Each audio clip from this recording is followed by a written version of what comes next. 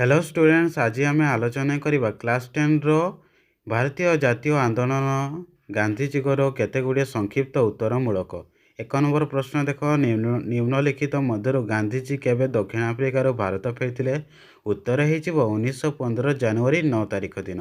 तापर 2 नंबर प्रश्न देख, निम्नलिखित मध्य किए गांधीजी राजनीतिक गुरु थिले? उत्तर हो गोपाल कृष्ण गोखले। 3 नंबर प्रश्न देख, निम्नलिखित मध्य किए गांधीजी को महात्मा आख्या देते? उत्तर हो रवींद्रनाथ ठाकुर। 4 नंबर प्रश्न देख, निम्नलिखित मध्य केउंठी भारत में गांधीजी द्वारा संगठित प्रथम आंदोलन थिला? उत्तर हो चंपारण आंदोलन। तापर 5 नंबर प्रश्न देख, कहा निमंत्रण क्रमे गांधीजी चाषी मानकर समस्या अनुदान पाई चंपारण जिलार सदर महकुमा मोतिहार रे पहुँची थिले? उत्तर हो राजकुमार शुक्ल।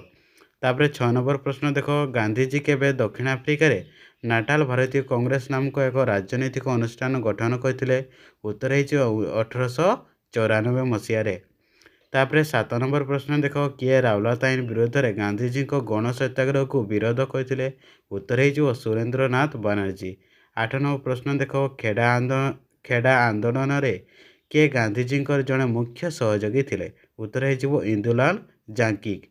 तापर 9 नंबर प्रश्न देख, ब्रिटिश व्यवस्थापक सभारे केवे रावलात आईन गृहीत है? उत्तर हो 1919 मार्च 18। तापर नेक्स्ट प्रश्न देख, 10 नंबर प्रश्न देख, केउठारे गांधीजी प्रथम बारिस्टर भाव आईन व्यवसाय करते? उत्तर हो राजकोट। 11 नंबर प्रश्न देख, गांधीजी केवे रावलात आईन विरोधी आंदोलन प्रत्याहार करते? उत्तर हो 1919 एप्रिल 18 तारिख दिन।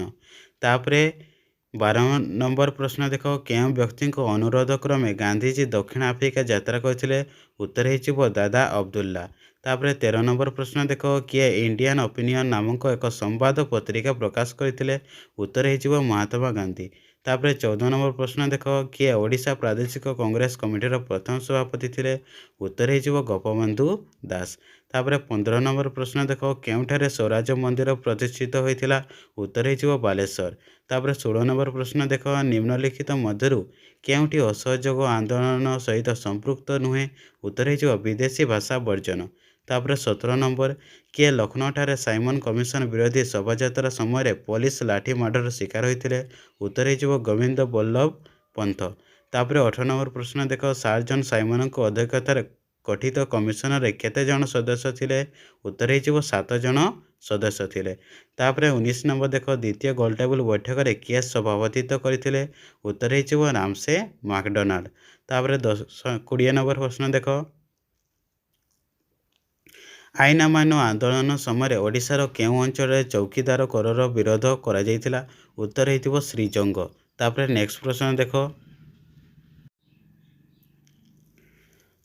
33 नंबर, कैबिनेट मिशन सदस्य थिबा केउं व्यक्ति भारतर सचिव थिले? उत्तर हो पैथिक लॉरेंस। तापर 34 नंबर प्रश्न देख, कैबिनेट मिशन केते संख्या विशिष्ट संविधान प्रणयन सभार प्रस्ताव देथिले? उत्तर हो 389। तापर 35 नंबर प्रश्न देख, क्लीमेंट अटली क्यों दलर नेता थिले? उत्तर हो श्रमिक दलर नेता थिले। तापर 36 नंबर, 1946 डिसेम्बर 11 किए संविधान प्रणयन सभार स्थायी सभापति भाव निर्वाचित होते? उत्तर हो राजेंद्र प्रसाद। तापर 37 नंबर प्रश्न देख, चौरी चोर घटना केते जन पुलिस कर्मचारी जीवंत दग्ध होते? उत्तर हो 22 जन। तापर 38 नंबर, कैबिनेट मिशन प्रस्ताव अनुसार मध्यवर्ती कालीन सरकार केते जन सभ्य रहिबार व्यवस्था थिला? उत्तर हो 14। तापर 39 नंबर प्रश्न देख, गांधीजी विरोध सत्वे सुभाष चंद्र बोस कांग्रेस रे केउं अधिवेशन सभापतित्व होते? उत्तर हो त्रिपुरी अधिवेशन। तापर 40 नंबर देख, केबे भारतर संविधान सभार प्रथम बैठक बसीथिला? उत्तर हो 1946 डिसेम्बर 9 तारिख भारतर संविधान प्रणयन सभार प्रथम बैठक बसीथिला। यह थिला हमर 40 गोटी हिस्ट्री सर्ट क्वेश्चन गुड़िक। यही सर्ट क्वेश्चन गुड़िक परीक्षा बहुत थर पढ़ी थाए, पिलामाने भल भाव में मुखस्त कर दिंतु एवं आम चैनल को सब्सक्राइब कर दिंतु, जहाँद्वारा आमे मैंने यही भाव में सिलेक्टेड लॉन्ग क्वेश्चन बा selected long question short question गुड़िक आपको दे पारिबा। धन्यवाद।